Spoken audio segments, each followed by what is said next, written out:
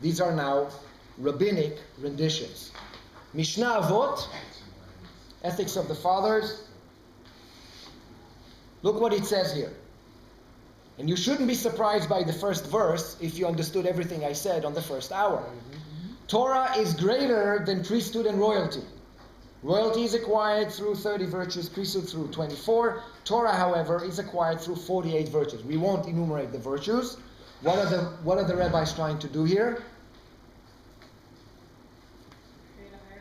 Create what? A hierarchy where Torah, which by definition is the only axis mundi left now, is the one on whom you should focus. And if we ask ourselves, okay, if the Torah is the one on whom we should focus, then who is the one who should tell us how we should focus on Torah and how to lead us into this new promised land? Look at the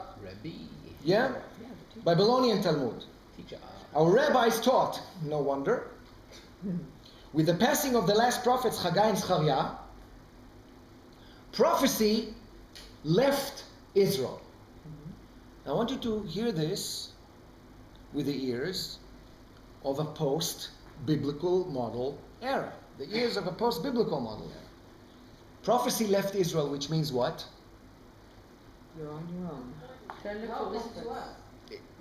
Prophecy had left Israel means what in this era now? We're talking 5th century now. We're talking now 450 years almost after the destruction of the temple. Who is the leader? The rabbi. Look at Seder Olam Rabbah. Thus far the prophets prophesied in the Holy Spirit. Henceforth heed and listen to the words of the sages. Who are the sages? The sages here are just rabbis. Just rabbis. My friends, I want you to understand, without destroying the romance, that's not the idea. I want you to understand that for the rabbis, to assume authority was first and foremost not a theological, amorphic idea. It was a means of survival of a nation. I want you to understand that the Mishnah, the composition of the Mishnah, which was compiled and codified when? circa 200, 210. The beginning of the 3rd century, about 120 years after the destruction of the 130 years after the destruction of the temple. It was an act of survival. There's not a bunch of rabbis sitting there and says, wow, things are so good, let us write another work that adds to the Torah. How do you say, what is the synonym of Mishnah in Hebrew? When I went to study at school, when I was an Israeli child, and I had a course on Mishnah, as a little boy, you know how it was called? It wasn't called Mishnah. What is Toshba? What is Torah Shebel Peh? The oral Torah. What the hell is it doing in writing?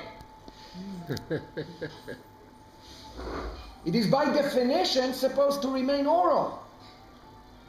Why do the rabbis put it in writing? What, they want to violate the law, their own law, that believed that God gave, that goes to your question, my dear, God gave the Torah in Sinai, there was the written form, and there was the supplemental, equally important oral form, which was commanded to be transferred henceforth orally. Orally.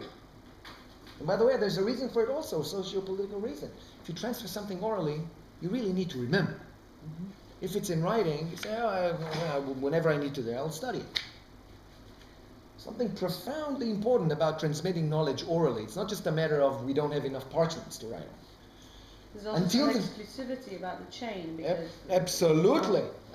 And by the way, until the medieval period, late medieval period, even pre-modern period, there were people, even in Jewish shtetls in Eastern Europe, whose name was Zachranim.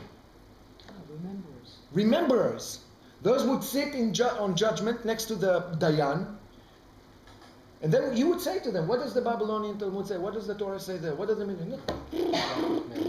That was their role. They were brought up for this purpose. To remember. So when the rabbis now put this in writing, I want you to understand. It is a response to devastation.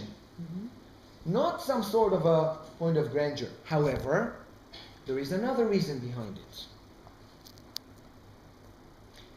What is the Mishnah? What is the Mishnah? It explains, it elucidates or elaborates On the written law, on the Torah, right? Yes. And according to the rabbis, it came all the way from Sinai, right? But who are the rabbis who are mentioned in the Mishnah? Many of the rabbis who are mentioned in the Mishnah, they're rabbis. So by definition, these are post-Second Temple Destruction era people. So what are they doing, in fact? And I just want you to understand. The rabbis insert themselves as indispensable agents of the transmission of knowledge that goes all the way back to the origins of the biblical model, Sinai. I gave you an excerpt from Pirkei Avot. Anybody remembers how Pirkei Avot starts? Moshe kibel Torah misinai. And then what? Umesara leYoshua, to Joshua. And then what? Joshua gave it to the Israel. elders. Yeah, to the elders. And then Latzkenim, right, to the elders. And then Anshe Knesset Agdola, and Hon, all the way to who's us? No, the rabbis. And our rabbis taught. In other words, by introducing the Mishnah in written form, inserting into the textual legacy of the Jewish people, the rabbis now insert themselves as indispensable agents or partners to the transmission of knowledge all the way from Moses. They now become not people who just reacted to a crisis, but rather they become a part of the envisioned trajectory that was in the mind of God.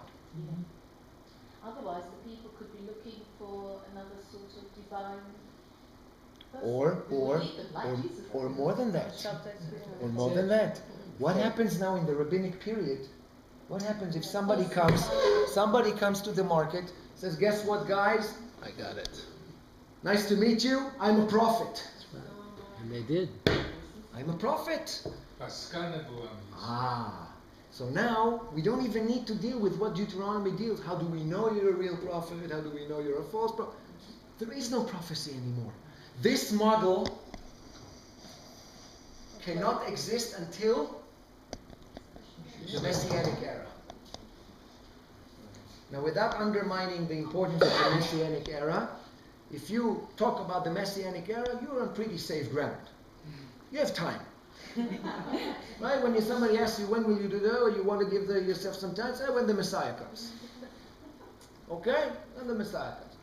The rabbis, when they introduce the Messianic era, I'm not saying it's sinning, I just want you to understand from a political, social standpoint, concrete standpoint, by removing this model, the biblical model, to the Messianic era, they now allow themselves the safe space and the safe time to substantiate their authority.